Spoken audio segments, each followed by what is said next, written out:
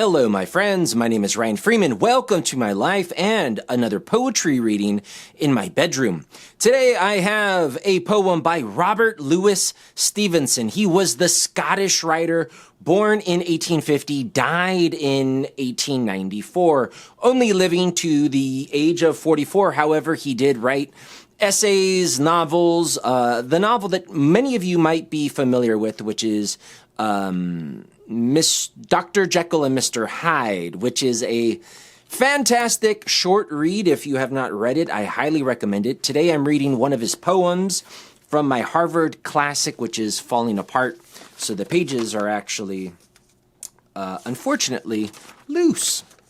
So this poem by Robert Louis Stevenson, The Celestial Surgeon. The Celestial Surgeon, okay? It's not very long. It rhymes. I kind of like it. I like the topic, so I'm going to read it and then talk about what it means to me, and then I would obviously like your input down below in the comment section. Let me know if you liked it. Let me know if you have a different interpretation or anything else to add, or just say hi. Okay, here we go. Robert Louis Stevenson, The Celestial Surgeon. So first of all, what is celestial? Celestial, we're talking about the stars, the heavens, and everyone knows what a surgeon is. Here we go. If I have faltered more or less in my great task of happiness, if I have moved among my race and shown no glorious morning face, if beams from happy human eyes have moved me not, if morning skies, books and my food and summer rain knocked on my sullen heart in vain, Lord, thy most pointed pleasure take and stab my spirit broad awake. O Lord, if to obdurate I choose thou before that spirit die, a piercing pain, a killing sin, and to my dead heart run them in.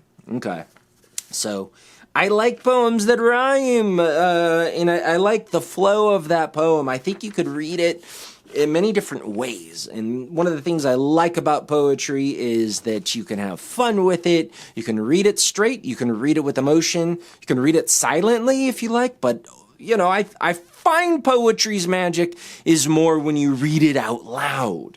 And I particularly like that one. Okay, so let's read it again and then talk about it. So, The Celestial Surgeon. If I have faltered more or less in my great task of happiness. What does it mean to falter? Falter means to not succeed, means to fail, means to be slow in your progress, more or less. So if I've made a few mistakes, if I have faltered more or less, and falter in what? Make mistakes in what? In my great task of happiness.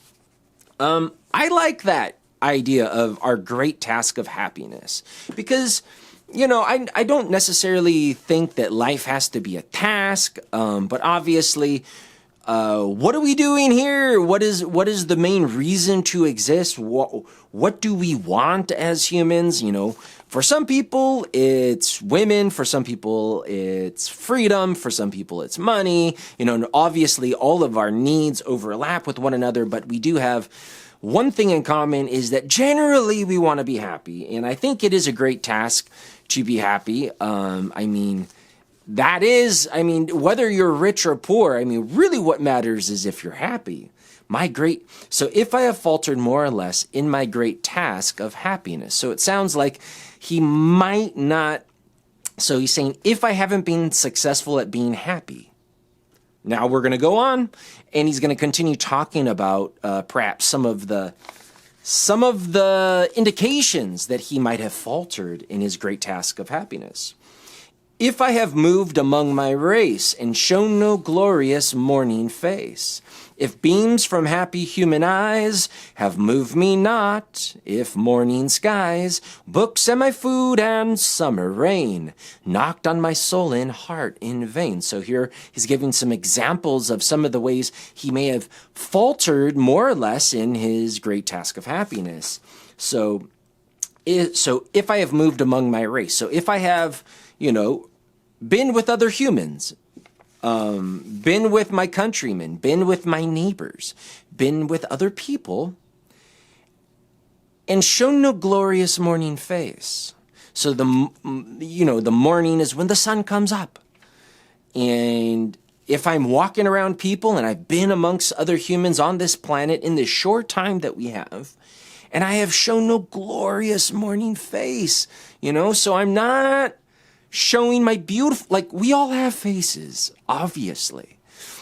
Why is it that some people show their glorious morning face? I mean, you see these beautiful, smiling, radiant faces around you, and sometimes you don't. Sometimes you just see very, people really grinding, biting their teeth, not happy to be alive. So obviously showing a glorious morning face sounds like it might be an attribute of happiness, right?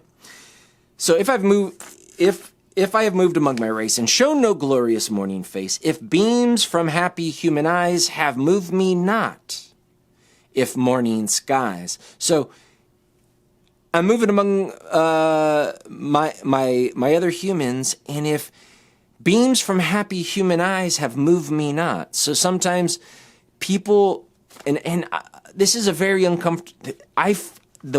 Sometimes the worst I've ever felt is when this has happened to me. Someone has beamed happiness from their human eyes at me, and it didn't move me because perhaps I was just not in a good state.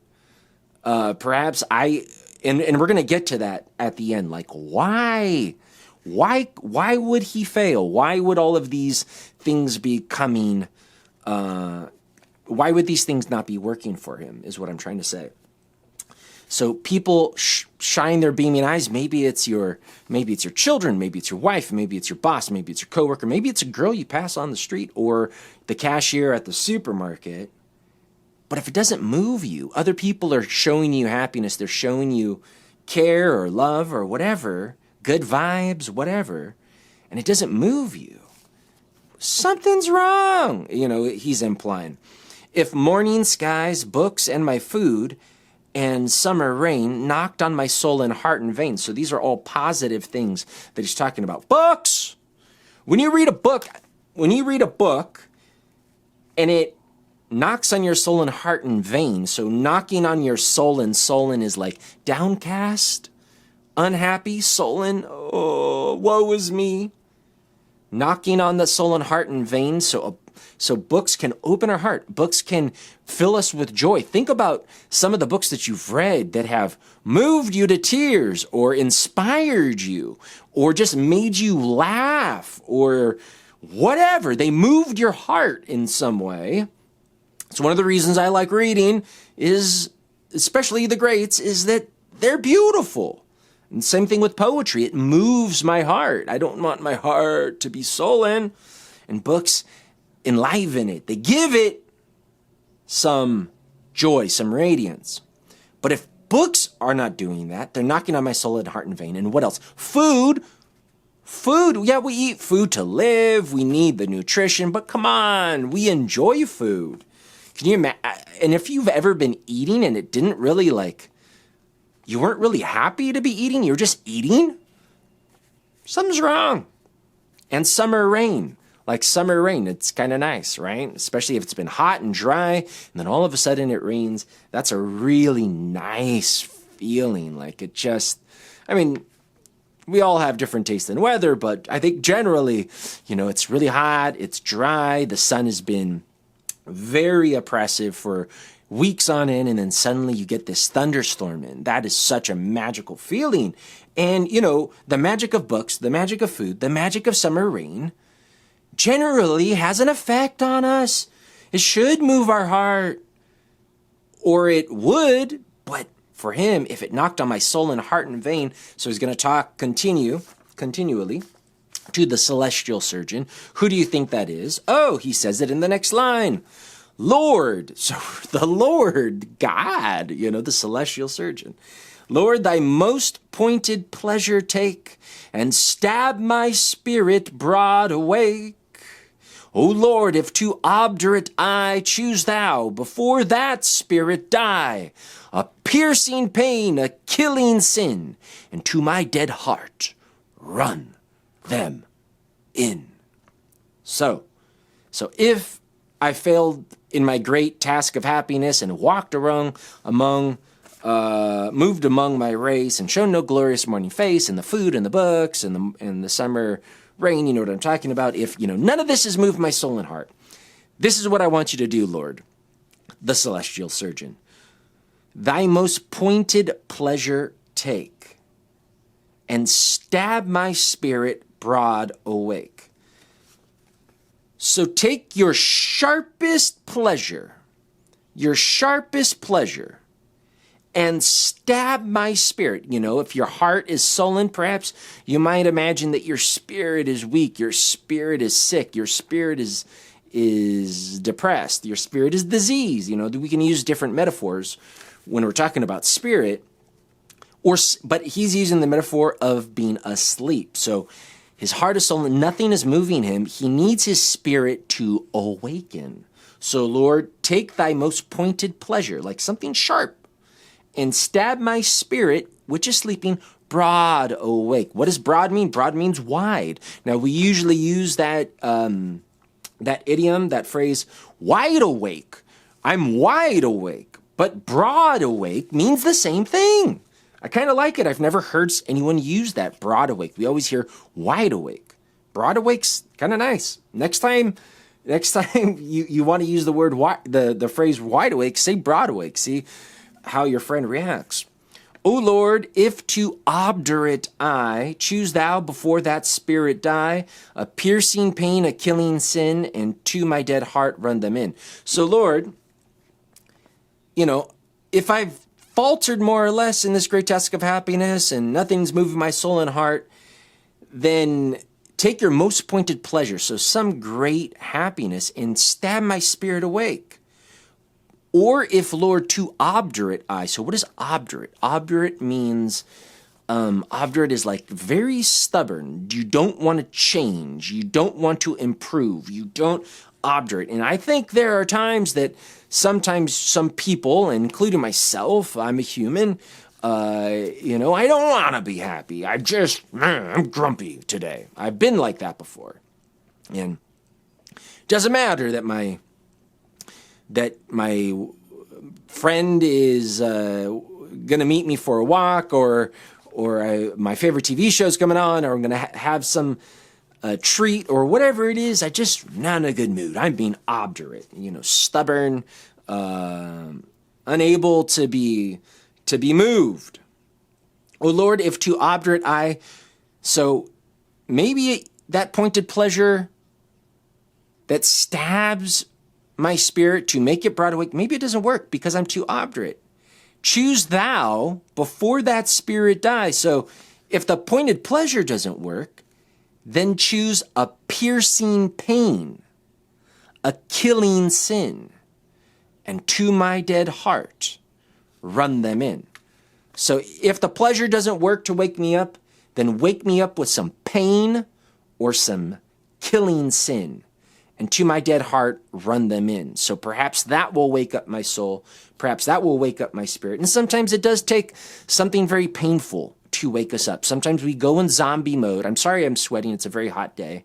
I wanted to do it without my shirt. I decided not to, but that's beside the point. But sometimes we go into zombie mode and we're just going through emotions. We're just being routine. Like we're not happy. Our spirit feels sleepy. And even though we're consuming pleasure, we're watching Netflix, we're driving a nice luxury vehicle, we might be eating good food at a nice restaurant, we might be surrounded by people who love us, but we're being obdurate, and the pleasure doesn't work. Even the most pointed pleasure just doesn't work. Well, sometimes it takes a tragedy to wake us up. Sometimes it takes something painful to just start that spirit breathing again.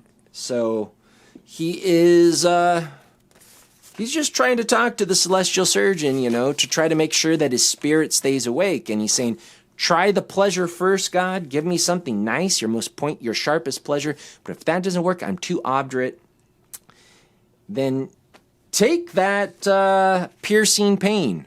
If it takes pain or a killing sin, use that.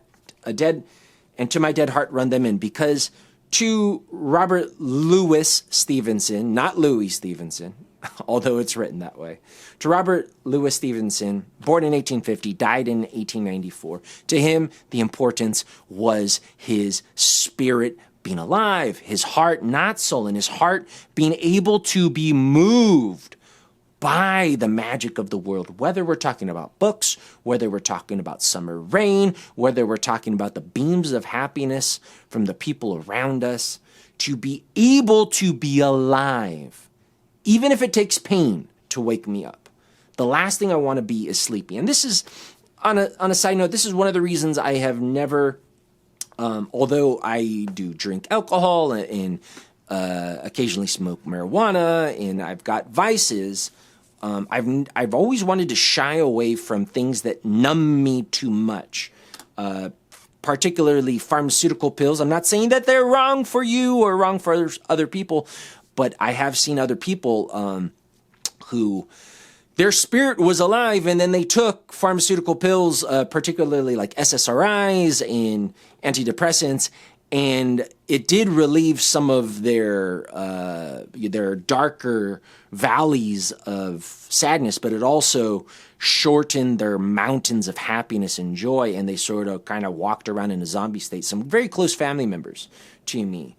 So I've always tried to stay away from anything like that would dull my senses. Because as our spirit is alive, as our heart is open, we have more capacity for joy, but we also have more capacity for pain. But the last thing that Robert Louis Stevenson and I feel for myself is to be dull, is for my heart to be sleeping or my spirit to be sleeping. I want to be alive.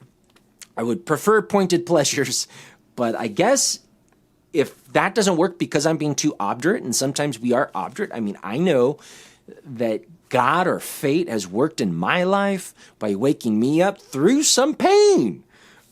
Because I was damn obdurate. So this poem speaks to me. Anyways, I hope that you guys enjoyed that poem by Robert Louis Stevenson. My name's Ryan. Thank you very much. Write your comments down below, and I will see you next time. Bye.